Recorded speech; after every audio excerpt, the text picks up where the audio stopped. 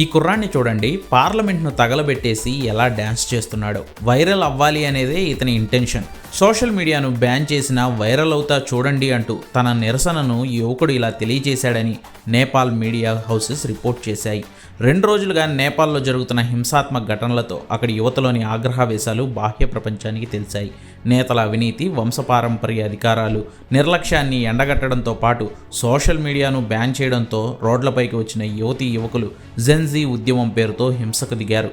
ఎక్కడికక్కడ వాహనాలు దగ్ధం చేస్తూ నేపాల్ పార్లమెంట్ ప్రధాని నివాసాలపైన దాడి చేసి పెట్రో బాంబులు విసిరారు. ఫలితంగా నేపాల్లో ప్రభుత్వం కుప్పకూలగా ప్రధాని కేపీ ఓలీ రాజీనామా చేసి దేశం విడిచి పారిపోయారు.